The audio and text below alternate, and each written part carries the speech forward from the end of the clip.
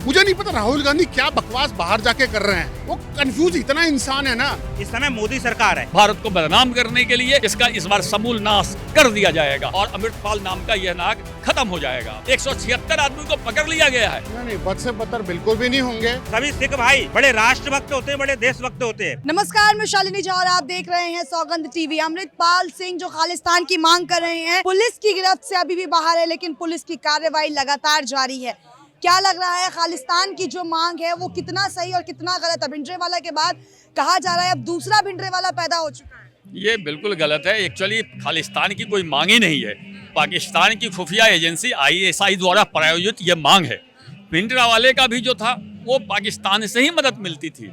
अमृतपाल जो दुबई में रहता था तो वहीं ISI ने इसको अपने ट्रैप में फंसा लिया और वहाँ से प्लांट किया था पंजाब में, जिससे कि यहाँ पर आंदोलन एक खड़ा किया जा सके और वहाँ फंडिंग होती थी। तो इसलिए वो आंदोलन खड़ा हुआ था और भारत सरकार ने, पंजाब सरकार ने समय रहते उस पर कार्रवाई करी है। अब अमृतपाल भागता हुआ घूम रहा है। कोई कहता है अरेस्ट हो गया है, उन्हीं के चाचा ताऊ कह रहे हैं कि पकड़ लिया गया है, लेकिन भारत सरकार या पंजाब सरकार बोल रही है कि भगौड़ा हो गया है, उसे जल्द ही पकड़ लिया जाएगा। उसके सैकड़ों समर्थकों को पकड़ के जेल में बंद कर दिया गया है। 4 उसके जो हार्डकोर समर्थक थे उसे असम के जेल में ले जाया गया है। तो इस तरह से इसका भी अंत अब हो रहा है। तो खालिस्तान नाम का जो बुलबुला है ये समय समय पर विदेशी खुफिया एजेंसी निकालती है भारत को अस्थिर करने के लिए, भारत को बदनाम करने के लिए, जिसका इस बार समूल नाश कर दिया जाएगा। ISI और पाकिस्तान से तो कनेक्शन है ही, लेकिन ये भी कहा जा रहा है कि इसमें कहीं ना कहीं जो है वो पूरी कोशिश की जा रही है किस तरीके से एक कौम को पूरा बदनाम किया जाए। निश्चित रूप से इससे आपका समाज बदनाम होता है, इससे आपका पूरे कौम बदनाम होता है। तो ये सिख कौम को भी चाहिए कि इस तरह के जो बुलबुले उठते हैं उसे समय रहते ही दबा दिया जाए, जिससे कि हमारा समाज बदनाम ना हो। क्योंकि उग्रवाद जब आप बोलते हैं, जोश की बात बोलते हैं, तो 2-4 भले मानस भी आपके पीछे लग जाते हैं, जो जिससे कि हमारा समाज बदनाम होता है, हमारा कौम बदनाम होता है। तो वो कौम का भी यही दायित्व है कि इस तरह जो असामाजिक तत्व हैं, देश विरोधी तत्व हैं, उसको समय रहते ही हटा दिया जाए अपने से। लेकिन कोई बात नहीं, अब सरकार ने कार्रवाई करी है और सरकार इसको समूल नाश कर देगी। लेकिन सरकार अब तक कहाँ थी? क्योंकि जो अमृतपाल की मांग है वो काफी दिनों से चल रही है और क्योंकि अमित शाह को भी उन्होंने धमकी दी थी, तो एकदम से कैसे? क्योंकि कई लोगों का मानना है 24 का चुनाव आने वाला है, इसलिए पूरी जो प्लानिंग है वो बीजेपी कर रही है। ऐसा कुछ नहीं है। ये जिस दिन थाना पे आक्रमण हुआ उसी दिन कार्रवाई हो जाती, लेकिन वहाँ पे कुछ विदेशी डेलीगेट्स जाने वाले थे, जो अभी आपको पता है जो दुनिया से विदेश के लोग आ रहे हैं। अमृतसर में उसका G20 समिट का अमृतसर में प्रोग्राम था, इसलिए वेट किया गया। वो G20 समिट का प्रोग्राम खत्म हुआ, इसके बाद उस पर उसी तरह से कार्रवाई की गई जिस तरह से की जानी चाहिए थी, और ये कार्रवाई बहुत अच्छी की जा रही है और अमृतपाल नाम का यह नाग खत्म हो जाएगा। अच्छा, ये बताइए, कल लंदन के इंडियन हाई कमीशन में भी भारत का तिरंगा हटाकर खालिस्तान का झंडा लहरा दिया गया है। मतलब ये एक तस्वीर जो है वो साफ निकलकर सामने आ रही है कि विदेशों में भी अमृतपाल के समर्थन में लोग खड़े हैं। नहीं, ऐसा है, भारत विरोधी शक्तियां पूरे दुनिया में है, इसमें कोई शक नहीं है। और जहां तक आप बोल रहे हैं कि भारत के दूतावास में कर दिया गया, भारत सरकार चाहे तो 10 मिनट में ब्रिटेन के दूतावास से ब्रिटेन का झंडा नीचे कर दिया जाएगा। 100 आदमी जाएंगे, उसका झंडा उतार करके निकाल देगा। लेकिन भारत सरकार ऐसी नहीं चाहती है और ब्रिटेन की सरकार को चाहिए कि इस तरह की घटना न हो। किसी दूतावास में यदि आप परेशानी पैदा करते हैं तो आपका दूतावास भी दूसरे देश में है, मिनटों में परेशानी पैदा किया जा सकता है। तो हमें लगता है कि वहाँ के राजदूत को बुला करके दिल्ली में उनको बताया गया है कि इस तरह की घटना ना हो। उन्होंने बोला है दोबारा ये घटना नहीं होगी और हम उम्मीद करते हैं कि आगे से ऐसी घटना नहीं होगी। नहीं तो ब्रिटेन के दूतावास में भी भारत के लोग जाकर के उनका झंडा उतार सकते हैं। अच्छा, कुछ समय पहले अमृतपाल सिंह ने ये कहा था कि अगर देश में हिंदू राष्ट्र की मांग सही है तो खालिस्तान की मांग गलत क्यों जाती है? जी नहीं, बिल्कुल गलत है ना। हिंदू राष्ट्र को, आप हिंदू राष्ट्र को मुस्लिम राष्ट्र से तुलना मत कीजिए।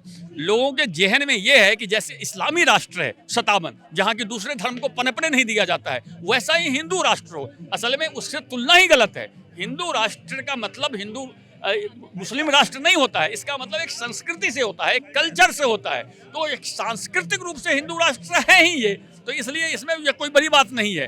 और जो दूसरे धार्मिक राज्य है वो कट्टरता के बढ़ते हैं, वो दूसरे धर्म को अपने राष्ट्र में रहने नहीं देते हैं। तो दोनों में बेसिक अंतर है, इसको आपको समझना चाहिए। अच्छा, ये जिस देश में कहा जाता है सेक्युलरिज्म है, धर्मनिरपेक्ष है, वहाँ सिखों की मांग ऐसी क्यों? ये समय समय पर कुछ असामाजिक तत्व आते रहते हैं। कोई एक आध व्यक्ति को विदेशी खुफिया एजेंसी पैदा करती है, जैसे भिंडरावालों को पैदा किया था, अभी अमृतपाल को पैदा किया गया है।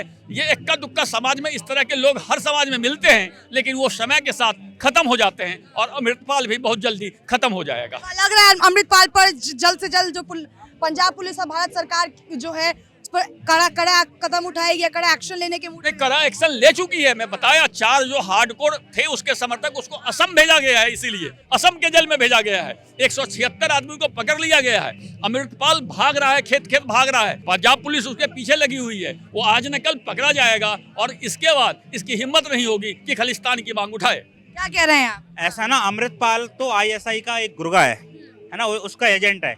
जिस आईएसआई ने कश्मीर को तोड़ने की कोशिश की, भारत तो अन्य जगह उन्होंने कई बम विस्फोट कराए और हर जगह से तोड़ने की कोशिश की, लेकिन कहीं सफल नहीं हुए। उन्होंने कुछ ऐसे सेंसिटिव इशू उठाए, उसके कारण कुछ भारत के मतलब एकदम मुट्ठी से मुट्ठी वाले लोग हैं, जो कि भारत के बारे में उनको थोड़ा समझ नहीं है। ऐसे लोगों को इकट्ठा कर थोड़ा खालिस्तान का मूवमेंट दोबारा जिंदा करने की कोशिश की, लेकिन ये कभी नहीं हो सकता। यहाँ इस समय 84 नहीं है, ये 2023 चल रहा है। इस समय मोदी सरकार है। चलो ठीक है, मान सरकार ने 1 साल पहले से ही उनको थोड़ा ढील दे रखी थी, क्योंकि कुछ खालिस्तानी सपोर्टर कुछ तत्व थे, उनकी भी मतलब आप सरकार ने इनडायरेक्टली मदद ली थी। उनके कारण कुछ सॉफ्ट रुख अपना रखा था, जगह जगह कुछ अपनी रैली भी कर रहे थे। यदि मान सरकार पहले ही चाहती तो उनको दबा देती, जैसे पहले कैप्टन अमरिंदर सिंह, बाद में और भी सरकारें रही हैं, उन्होंने बड़ा अच्छा काम किया और ऐसे तत्वों को जीवित नहीं होने दिया। लेकिन वो आप सरकार की एक नाकामी थी, इसके कारण वो पंजाब में हालत बने। लेकिन यहाँ मोदी सरकार का एक अच्छा रुख है, सकारात्मक रुख है। सभी सिख भाई बड़े राष्ट्रभक्त होते हैं, बड़े देशभक्त होते हैं, वो कभी ऐसे गलत तत्वों का साथ नहीं दे सकते। क्या वाकई में भिंडरावाला की राह पर अमृतपाल सिंह है? हाँ, उनके तो रास्ता तो वही है, लेकिन ये कहना कि ये मोदी सरकार, ये इसमें सरकार का कोई दखल नहीं है। जो भी सरकार होगी और पहले भी सख्ती से कुचला था और सख्ती से ही कुचल दिए जाएंगे, इसमें कोई शक की बात नहीं है। किसी भी राष्ट्र विरोधी तत्वों से कोई हमदर्दी नहीं होना चाहिए, हमारे झंडे का सम्मान होना चाहिए। ब्रिटेन में जो कुछ भी हुआ है मैं उसकी कड़े शब्दों में निंदा करता हूं और ऐसा दोबारा नहीं होना चाहिए। हमारी सरकार ये सुनिश्चित करे। अच्छा ये बताइए, भिंडरावाला के समय पर जिस तरीके से भारत की स्थिति खराब हुई थी, सिख दंगे हो गए थे, इंदिरा गांधी जो प्रधानमंत्री थी उस दौर की, उनको जान भी गंवानी पड़ी थी। क्या ऐसी स्थिति अब तो भारत में नहीं पैदा? हाँ, मैं बता रहा हूँ, ऐसा है। अगर हम इतिहास उठाकर देखेंगे, चाहे धार्मिक इतिहास क्यों ना हो, आप जब किसी भस्मासुर को पैदा करते हैं वो आपको खा जाता है। भिंडरावाले को पैदा करने के लिए कांग्रेस जिम्मेदार थी, इसमें कोई शक की बात नहीं है। वही ताकतवर हुआ और उसने अटैक इंदिरा गांधी पर ही किया था सबसे ज़्यादा। लिहाजा उस वक्त की पोजीशन ऐसी थी, कांग्रेस ने थोड़ी ढील देकर रखी थी कि ऑपरेशन ब्लू स्टार करना पड़ा। उसकी परिणति ये हुई कि हमें अपनी एक बहुत मजबूत प्राइम मिनिस्टर को खोना पड़ा था। यकीनन वो कांग्रेस का फेलियर था।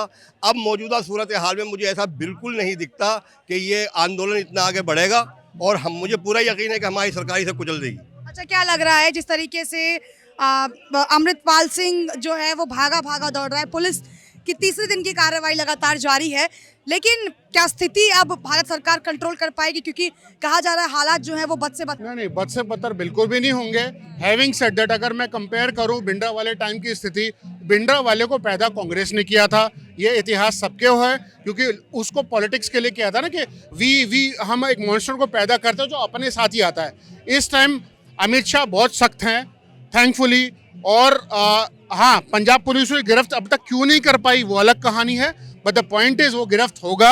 और इस देश के अंदर इस कॉन्स्टिट्यूशन को जो भी चैलेंज करेगा उसको पकड़ के पंजाब की जेल में नहीं, जहाँ का भी, उसको आउटसाइड जेल में रखा जाएगा और हमारी कंट्री की सौहार्दता बनी रहेगी। मुझे इस गवर्नमेंट पे कॉन्फिडेंस है। हाँ, अगर कांग्रेस होती, बिकॉज मुझे नहीं पता राहुल गांधी क्या बकवास बाहर जाके कर रहे हैं, वो कंफ्यूज इतना इंसान है ना, नहीं उसका ट्यूटर खराब है, लेकिन जब तक मोदी है और 18 साल तक बीजेपी इस देश पे है, आप मान लो 2024 की बात ही नहीं है। क्योंकि और ममता बनर्जी ने एक बात बहुत सही बोली, उन्होंने बोला कि राहुल गांधी मोदी का टीआरपी है। आज सुबह को ऑफिशियल ट्विटर पे स्टेटमेंट है, सही बात है। आप ऐसे, मोदी भी बोलता है ना कि यार कोई समझदार आदमी पल्ले में लेके आओ ना जिससे हम बात करें। ये क्या है, ये क्या चरत, क्या, मुझे, मैं ये सब कंट्रोवर्शियल बातें नहीं करना चाह रहा, but the point is we have faith in this current government.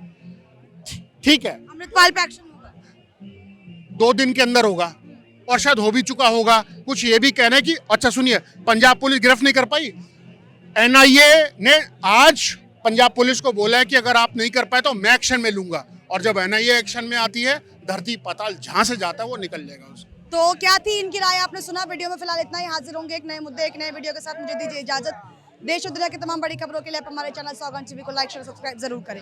Camera person Aniket Mishra के साथ चार्ली जा दिल्ली, सौगंध टीवी। आप देख रहे हैं सौगंध टीवी, सौगंध वतन की।